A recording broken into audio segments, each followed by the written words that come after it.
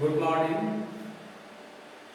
Welcome in YouTube series. I will deliver lecture on Kepler's law in continuation with dynamics. Lecture number 8. Before coming on Kepler's law, we need some definitions and some basic conceptions about the celestial spheres and planets. You know that the planets are celestial bodies moving around the sun. Right. And in order to increase distance from the sun, there are some planets named Mercury, Venus, Earth, Mars, Jupiter, Saturn, Uranus, Neptune and Pluto. But there are two types of planets. One is inner side of the Earth and other is outer side of the Earth. Inner side of the Earth, that is, there are two planets, Mercury and Venus. This Mercury and Venus, the two planets Mercury and Venus, which revolves within the Earth's orbit, are called inferior planets or inner planets. Okay? And the others are called superior or outer planets. Okay? And there are small bodies which revolves around the planets known as satellites. As for example, moon. ठीक है, moon को क्या कहेंगे? Moon एक satellite होगा। एक चीज और जानना चाहिए, सेलेस्टियल स्फीयर में, जैसे सेलेस्टियल स्फीयर क्या हो गया, जो आपको आकाश दिख रहा है, ये आधा हो गया हेमिस्फीयर, और उसी तरह से नीचे से इमेजिन कीजिए तो पूरा जो गोलाकार नीला जो आकाश दिख रहा है, ये जो गोलाकार है, यही सेलेस्टियल स्फीयर होता है। और जितने भी प्लैनेट्स हैं, स्टार्स हैं, सारे उसमें रहते हैं।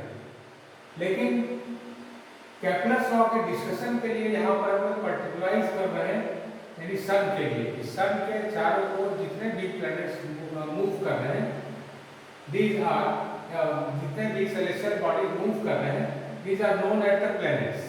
ठीक है।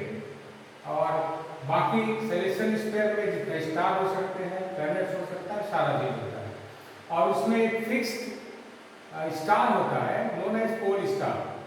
तो अभी जो आप जहाँ हैं हेमिस्फीयर में, अपर पोर्शन में, यहाँ से जब देखेंगे तो नॉर्थ में एक पोल स्टार है, जो 7 स्टार के जो सबसे लोअर लेग है, उसको मिलाने से नॉर्थ में मिलता है, दैट इज पोल स्टार। उसी तरह इमेजिन कीजिए जो लोअर हेमिस्फीयर में होगा, उसको भी पोल स्टार दिखेगा। दोनों पॉइंट को जब आप मिलाएंगे तो ये क्या होगा, it is the axis of celestial sphere, और जितने भी सेलेस्टियल बॉडीज है, सारा उसी के चारों ओर राउंड करता है। ठीक है। तो and if P is pole star and other pole stars are down hemisphere is known as P dash, and P dash is the axis of the celestial sphere. ठीक है। और एक जहाँ आप खड़े हैं, आपके सर के ठीक ऊपर एक लाइन इमेजिन कीजिए जो कि सेलेस्टियल स्फीयर को काटेगा, उसको कहते हैं लोग जेनिथ पॉइंट। और उसी तरह से पैर के नीचे से होते हुए जो सेलेस्टियल स्फीयर के लोअर हेमिस्फीयर को कट करेगा, दिस इज कॉल्ड नादिर। एक जेनिथ हो गया, एक नादिर है। ठीक है। और ये हो गया एक्सिस। ठीक है। तो इस तरह से होता है। खैर उधर डिस्कशन में नहीं जाएंगे क्योंकि उधर का फिर मैथमेटिक्स बिल्कुल अलग है। और स्पेशली उसके लिए जो आता है सेलेस्टियल स्फीयर के लिए, तो स्फेरिकल ट्रिग्नोमेट्री और एस्ट्रोनॉमी एक अलग ब्रांच है, उसमें उसके बारे में फिर विस्तृत रूप में चर्चा है। यहाँ हम लोग केवल इस फॉर्म में जानेंगे कि अर्थ के जो इनर पोर्शन में होगा वो कहलाएगा इनर प्लैनेट्स और इंफीरियर प्लैनेट्स, और बाकी जो बच गया अर्थ से आउटर में नोन एज आउटर प्लैनेट्स और सुपीरियर प्लैनेट्स। ठीक है। और बाकी जो प्लैनेट्स के चारों रिवॉल्व करता है, छोटे छोटे पिंड है, इससे तो उसको कहते हैं सैटेलाइट्स। ठीक है, अब केपलर साहब प्लैनेटरी मोशन के लिए 3 लॉ दिए थे, known as Kepler's law of planetary motion, and the 3 law of planetary motions around the sun are, it is known as the Kepler's law. तो फर्स्ट लॉ में है कि प्रत्येक प्लैनेट अपने जो मूवमेंट है उससे एक इलिप्स बनाता है और जिसके फोकस में सन रहेगा। That means each planet describes an ellipse having the sun in its focus. ठीक है, 2 फोकस होता है इस इलिप्स में, तो एक फोकस पर सन रहेगा। ठीक है, दूसरा है केपलर सेकंड लॉ, ये क्या कहता है कि रेडियस वेक्टर ज्वाइनिंग द कौन सा सन का जो कि फोकस पर है, सन एंड द प्लैनेट्स बराबर समय में बराबर एरिया को कवर करता है, जो बनेगा दैट मीन्स यही colour joining the sun to the planet sweeps out equal area in every equal interval of time. प्रत्येक इक्वल इंटरवल ऑफ टाइम में इक्वल एरिया कवर करेगा या इक्वल एरिया बनाएगा। और थर्ड में है T is the periodic time, the square of the periodic times of the various planets are proportional to the cubes of the semi-major axis of their orbits. That is, t square is proportional to a cube. यही आता है। This is the third law, where t is the time period and a is the semi-major axis of the elliptic path.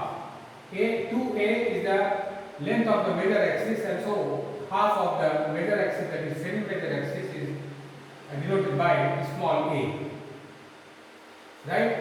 Now some definitions are very useful in discussion of Kepler's law, and suppose that the planet P describes an ellipse, that means A dash. Suppose that it is an ellipse described by the planets P. P is any planet described by the planets P. क्योंकि आप जान रहे हैं तुरंत हम लोग discuss किया first law के द्वारा, प्लेनेट P के द्वारा जो बनेगा ये एक इलिप्स को बनाएगा जिसके फोकस में सन होगा। एस एक फोकस पर है और उस इलिप्स का सेंटर सी हो गया। ठीक है, सी ए और C B, C A and C B, these are known as semi-major and semi-minor axis, because B dash are minor axis and A dash are major axis. So C A and C B are major, semi-major and semi-minor axis. Right, the sun is at the focus S. When the planet is at A point पर, जो कि सन से सबसे नजदीक में होगा, और A dash जो सन से सबसे दूर वाले डिस्टेंस, farthest distance पर है। Nearest to the sun is A, whereas farthest from the sun is A dash. The point A is known as the perihelion, whereas point A dash is known as aphelion. Right? इसमें यही चीज है कि point A, which is the point on its orbit nearest to the sun, it is said to be perihelion. And similarly at A dash, when the planet is farthest from the sun, सबसे दूर में होगा सन से, it is known as aphelion. Right? और अब देखिए जो distance SP है, यानी फोकस सन और प्लैनेट्स P को मिलाने वाला line, it is known as the radius vector. And when radius vector makes an angle ऐसे, जो पेरिहिलियन पोजीशन में जब प्लैनेट्स रहेगा, तो उससे जितना एंगल बनाएगा, that means new angle, it is known as true anomaly. और अब एक ऑक्सिलरी सर्किल का कल्पना आप कीजिए, CA को रेडियस मानते हुए अगर एक सर्किल को हम खींचेंगे और वर्टिकल लाइन जो P से होकर के जाएगा, ऑक्सिलरी सर्किल को जहाँ कट करेगा, उस पॉइंट को अगर C से मिलाते हैं, तो CA लाइन जो एंगल बनाएगा, it is known as eccentric angle. ठीक है, तो प्लैनेट P का जो एसेंट्रिक एंगल होगा, उसके कारण जो बनेगा, ये पेरिहिलियन एपिलियन हो गया। यस, दिस ये चीज चल रहा था, from the sun towards the perihelion measured positive direction, it is known as the which the planets move is called the true anomaly. The angle nu is known as true anomaly where the eccentric angle of P, it is called eccentric anomaly. The eccentric angle of P is called eccentric anomaly, right? This is known as eccentric anomaly of the planet. And the radius vector, the true anomaly and the eccentric anomaly are usually denoted by R, nu and E respectively. ये तीन notation से हम लोग इसको represent करेंगे और आगे फिर इसी पर आधारित फिर और भी डिस्कशन फिर आएगा. And the time taken by the planet to describe the orbit once, एक पूरा डिस्क्राइब करने में एक बार में जितना समय लगेगा is called the period, and usually it is denoted by T, capital T. Then 2 pi divided by T is the average angular velocity of the planet measured in radian per unit of time, and is called the mean angular motion of the planet, right? And it is denoted by n. That means n is equal to 2 pi divided by t. ठीक है? And if the planet has taken the time to arrive at P point पर आने के लिए, suppose we have taken time t to arrive at P, after starting from the perihelion का मतलब A से P तक आने में यदि t टाइम लगता है, then n into t is called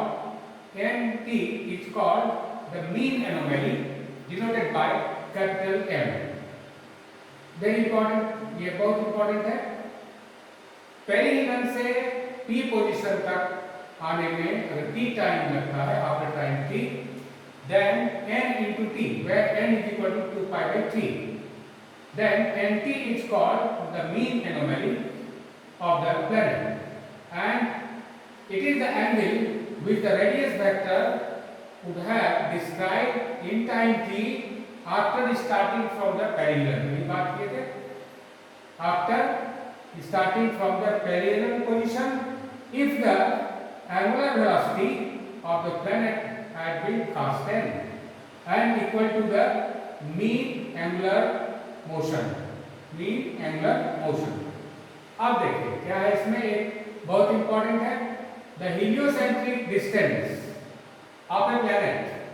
ये क्या होगा? Heliocentric distance of a planet, ये क्या है? It is the distance from the sun. The mean distance of a planet from the sun is the semi major axis of the orbit. ये चीज कुछ examples है, इसका कुछ डिफरेंसेस है, इसको जानना बहुत जरूरी है, जो कि आगे के डिस्कशन में हमको इसका जरूरत पड़ेगा. The semi major axis of the Earth's orbit is often taken as the unit of the distance, and it is called astronomical units of the distance. आप जानते हैं इसमें the year equal to 365 and 1/4 days approximately is often taken to the unit of time. ये year के लिए हम लोग major करते हैं. and twice the rate of description of the area by the radius vector in the elliptic orbit is generally denoted by small x. ये पढ़ेंगे भी आप मैकेनिक्स में इस चीज को लोग डिस्क्राइब भी करेंगे हम लोग आगे. and twice the rate of description of area by the radius vector in the elliptic orbit is generally denoted by h, as the area of an ellipse is pi ab. area किसका? ellipse का area pi ab होता है. therefore we have this h must be equal to 2 pi ab divided by t, है ना, क्योंकि t उसका time period है. where a and b are semi major and semi minor axis. अब आइए, according to Kepler's second law, h is constant, क्योंकि जो भी एरिया बनता है उसमें पढ़े हुए हैं रेडियस वेक्टर के द्वारा इक्वल टाइम ऑफ इंटरवल में इक्वल एरिया बनाएंगे. So h is constant. और कैलकुलस में एक चीज हम लोग देखे हैं, by calculus the rate of description of area by the radius vector is 1/2 times of r square d theta by dt. ये आता है कैलकुलस का ये अर्थ है. therefore फ्रॉम दिस 2 को देखिए इधर ले आए 2 तो केवल h बचेगा, that is h is equal to h constant, therefore h is equal to इधर आ गया तो r square d theta by dt ये चीज आता है। ये बहुत इंपॉर्टेंट रिलेशन है। इसके अलावा अब जो हम लोग जानेंगे इसमें रिलेशंस इन इलिप्टिक मोशंस, ये क्या होगा, रिलेशंस इन इलिप्टिक मोशन। इसमें आइए देखिए क्या है। Let us suppose that P describe N ellipse AP A', ये इलिप्स को डिस्क्राइब करता है AP A', ये इलिप्टिक पाथ डिस्क्राइब किया और ये जो होकर के है इस तरह से, this is the auxiliary circle in which CA is the radius of this circle, ठीक है, AP A', where C is the center and S and S' are forking. Let 2A be the major axis and E आप पढ़े हुए English में, it is known as eccentricity। और इसमें एक relation बहुत इंपॉर्टेंट रिलेशन है B square is equal to A square और माइनस E स्क्वायर, ये याद रखेंगे, उसमें आगे यूज करेंगे उसको फिर। Now the polar equation of ellipse refer to focus as a pole, ये आप इलिप्स चैप्टर में पढ़े हुए, it is L by R is equal to 1 plus E cos theta होता है, ठीक है। अब इसमें एक चीज समझ लेना है, ये ट्रू एनोमली है और यही कहलाता है Q पॉइंट, P के करस्पॉन्डिंग पॉइंट जो कि ऑक्सिलरी सर्किल पर इंटरसेक्ट करेगा, और CQ जो मिलाएंगे CA के साथ जो एंगल बनाता है यही कहलाता है एसेंट्रिक एंगल। तो सिंपल चीज है, इससे आप निकाल सकते हैं इसका coordinate, as this distance is a, small a, right, and therefore in this triangle obviously it is equal to Cn is the x-axis of Q, x coordinate of Q, so Cn is equal to a cos of E. Similarly Qn is y-axis, therefore a sin E.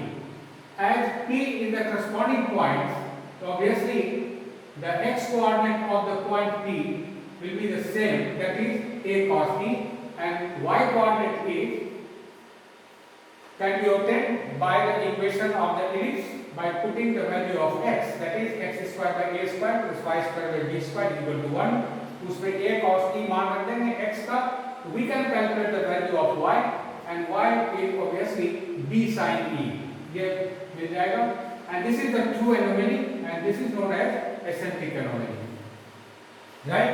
S is sum in the focus, A perihelion point and this is the aphelion point, right? तो ये चीज है, इसमें polar equation कितना हो गया, L by R is equal to 1 plus E cos theta। Furthermore CS is equal to C से S का डिस्टेंस, सेंटर से लेकर के फोकस का डिस्टेंस आप जानते हैं, ये वेल नोन ज्योमेट्री से आप जानते हैं, it is A into E, whereas B square is equal to A square 1 minus E square, ठीक है, क्योंकि क्या कहते हैं इलिप्स के केस में एसेंट्रिसिटी 1 से लेस होता है, so 1 minus E square. Hyperbola में लार्जर होता है तो उसमें अलग हो जाता है, and semi latus rectum L is equal to B square upon A and B square is equal to A square 1 minus E square, so it is A into 1 minus E square, right? This is the value of L। Hence equation 1 अब reduce क्या कर जाएगा, L का मान मिल गया, this 1 that is L by R is equal to 1 plus E cos theta, it is reduced in the form of L by R is equal to 1 plus E cos theta, and here theta is equal to nu, so E cos nu, right? As theta is equal to nu is the true anomaly, that is a factorial angle. Now take S as the origin, that is and major axis as the axis of x, and a line perpendicular to the major axis, it is the axis of y, and let xy be the coordinate of the point P, then x is equal to Sn, that is Cn is equal to Cn minus Cs, so it is a cos E, right? And similarly y is equal to b sin E, इस तरह से मिल जाएगा, ये हम लोग पहले भी चर्चा कर चुके हैं। Now r cos nu is equal to x, r cos nu is equal to, है ना, r cos nu is equal to x, and it is equal to a cos e minus a. So it can be calculated that a common cos e minus e, and similarly r sin u is equal to y, so it is equal to b sin e, और b का मान रख देंगे b square बराबर a square 1 minus e square, so b is equal to a 1 minus e square का root square root and sin e. यहाँ सब देख रहे हैं वैल्यू मिल गया किसका, x और y का, ठीक है.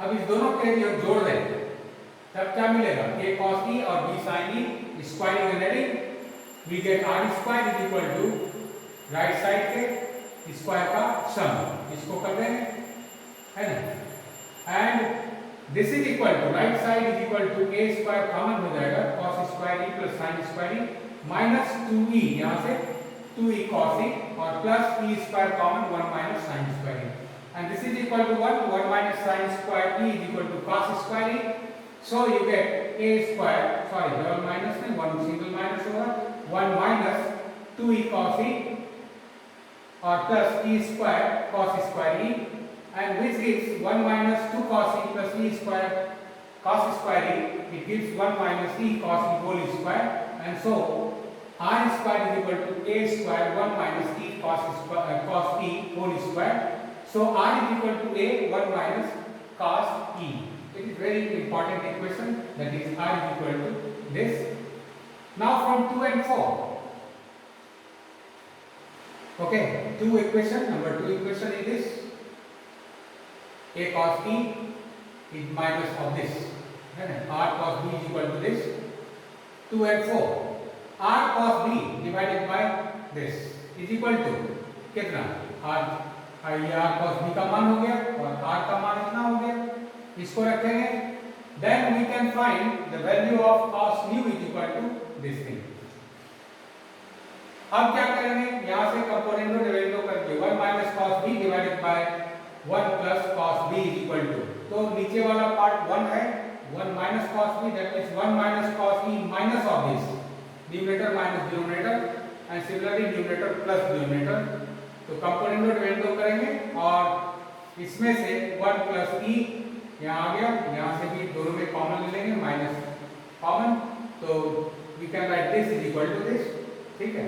और इसमें देखिए अब क्या हो गया, left side 1 minus cos b divided by 1 plus cos nu, it is 10 square nu by 2, and similarly 1 minus cos e upon 1 plus cos e is 10 square e by 2, and so 10 square nu by 2 is equal to this relation, and so 10 nu by 2 is equal to square root of this into 10 of e by 2, and this is the relation in, this is known as true anomaly, eccentric anomaly and eccentricity. That means this is the relation between true anomaly and eccentric anomaly. So equations 4 and 6 expresses r and nu in terms of eccentric anomaly e, this, right. So this very important relation, ये Kepler's law के discussion के लिए बहुत important है, और आगे ये कहलाता है Kepler's equation, right. What is Kepler's equation? Kepler's equation को derive करेंगे, क्या चीज है. By Kepler's second law, you know that the area stripped out by the radius vector, it is proportional to the time t, ठीक है. And this is when we express area stripped out in terms of the eccentric anomaly e. देखिए कैसे, that is a relation between e and t, which is called the Kepler's equation. Relation between e and t, t is the time and e is the eccentric anomaly. इस दोनों के बीच के relation को हम कहते हैं Kepler's equation. तो figure almost same है प्रीवियस एग्जांपल की तरह, है ना. इसमें अब देखिए क्या है, you know that APA dash, it is an ellipse described by the planets P, and AQA dash, this AQA dash is the auxiliary circle, corresponding auxiliary circle, right. Q and P are corresponding points, Q point P के corresponding points हो गया. Then starting from the perihelion position A perihelion position है, the area stripped out by the radius vector SP के द्वारा कितना बनेगा area, है. इस पर आप गौर कीजिए. ऑफ ASP, देखिए ये एरिया बनेगा, यानी इसमें फिगर आई ASP, ये एरिया बनेगा, ठीक है। उस एरिया को आप देखते हैं किसके बराबर कर सकते हैं, okay. Area sweep out the letter T in time T, that means area ASP ये बनेगा, ठीक है। पेरिनियल पोजीशन से area sweep out by the radius vector SP equal to area ASP ये बनेगा। एंड ये क्या है, it is equal to the semi segment, देखिए ANP plus the area PNS, ANP देखिए कहां पर आ गया, ठीक है। ये दो पार्ट में है ना, one part is this ANP area ये वाला, और दूसरा इस ट्रायंगल का एरिया, दोनों का sum equal to the total area, यही टाइम T में बनेगा, ठीक है। इसको हम कैसे करते हैं, देखिए ये दो एरिया हो गए, तो सेमी सेगमेंट ANP और plus area of the triangle PNS। Now area ANP of the ellipse, ये ज्योमेट्री का रिलेशन है, area ANP of the ellipse और area ANQ of the circle is equal to B by A, ये आप जानते हैं geometry से, है ना। ANP और एरिया ANQ ये वाला, ठीक है। ज्योमेट्री से जानते हैं B बाय A, ठीक है। तब area ANP of the ellipse is equal to B by A times of area ANQ, ठीक है। और ANQ एरिया कितना हो गया, देखिए ANQ एरिया दो पार्ट से बना हुआ है, ANP और दूसरा, या ऐसे बोल सकते हैं ANQ में ANP का नेगेटिव कर देंगे, ओ सॉरी AN कौन सा एरिया, देखिए फिर से area ANQ of the circle कितना होगा, तो sector ACQ minus triangle NCQ, ACQ देखिए, है ना। ACQ में से ये वाला ट्रायंगल कौन सा, ये CNQ, ये ट्रायंगल को माइनस कर देंगे, so you get ANQ area, ठीक है। तो अब निकालना आसान हो जाएगा। Sector ACQ is equal to, you know that 1/2 times of A square into E, जितना एंगल बन रहा है ना, हाफ R स्क्वायर कितना होता है, थीटा, जितना एंगल बनेगा, एसेंट्रिक एनोमली जो एसेंट्रिक एंगल है वो E है और रेडियस है R, तो half R square radius vector हो गया और थीटा की जगह पर E हो गया, माइनस ट्रायंगल का area half base into height, half of CN into NQ, ये निकला है। तो इसको हम कर देंगे, अब देखिए 1 B by A half of A square E minus CN बराबर A cos E, whereas NQ इक्वल टू A sin, ये दोनों का मान लेते हैं, ठीक है।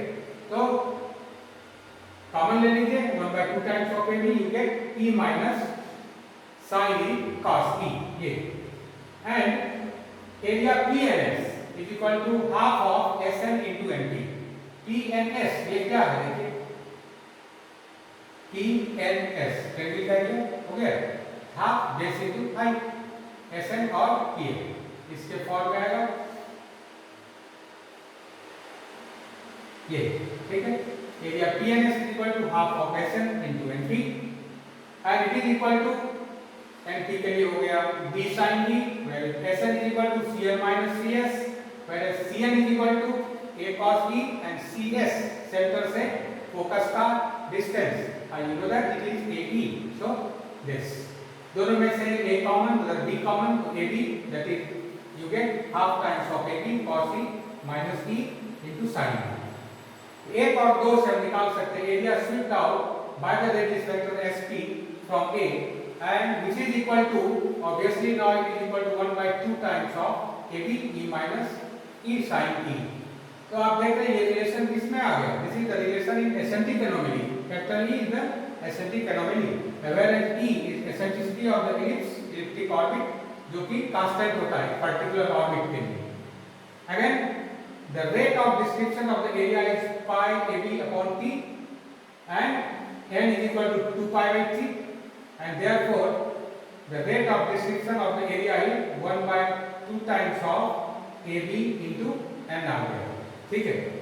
therefore if T is the time, ठीक है, which the radius vector has stripped out the area ASP, then we have this much, यानी कि half of A B and T is equal to, जो निकाले थे हम लोग, हाफ ऑफ ए बी कितना।